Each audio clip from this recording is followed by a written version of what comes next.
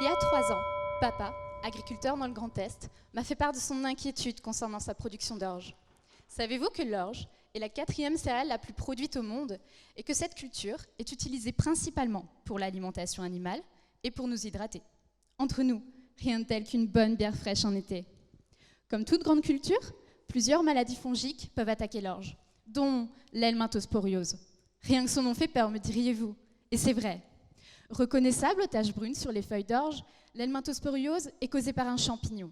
Ce pathogène diminue la qualité du grain et réduit le rendement de 40%. 40%. Imaginez, vous travaillez toute l'année et à la fin, 40% de votre salaire annuel est envolé. Stop! Inutile d'enfiler votre gilet jaune. Ce n'est pas la faute de M. Macron, c'est la faute du champignon. Pour éviter l'helminthosporiose, papa a pourtant respecté toutes les règles de prévention. Utiliser des semences non infectées, pratiquer une rotation des cultures, ne pas utiliser de variétés sensibles et éliminer les résidus de paille. Mais ces moyens de prévention n'ont pas permis d'éradiquer la maladie.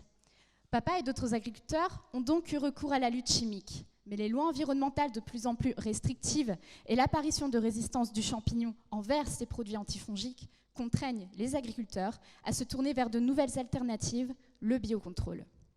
Durant 3 ans, mon objectif de thèse a été de concevoir un moyen de lutte biologique basé sur l'utilisation de bactéries bénéfiques pour limiter l'helminthosporiose de l'orge.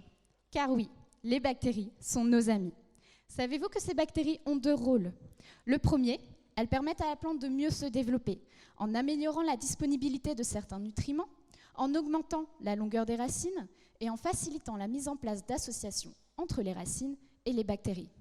Deuxième rôle, elles permettent à la plante de mieux se protéger contre les agresseurs en augmentant sa résistance.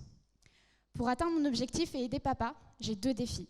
Le premier, mettre en place le système plante-champignon au laboratoire.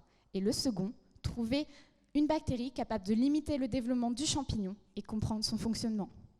Chaque semaine, j'entretiens la pathogénicité du champignon et je récolte ses spores. Une fois la récolte des spores effectuée, je les pulvérise sur les plants d'orge. Et j'ai remarqué qu'au bout de 4 jours seulement, les premiers symptômes apparaissent. Vous allez me dire, c'est tellement rapide. Et oui, préparez-vous à boire plus que de l'eau ou du champagne à l'apéro. Ensuite, j'ai testé différentes bactéries pour visualiser leurs effets antifongiques vis-à-vis du champignon. Après une bataille et un bras de fer plein de suspense, le miracle s'est produit. J'ai identifié une bactérie capable de limiter le développement du champignon de 70 à 95%. Et il me reste peu de temps pour dire à papa, j'ai trouvé.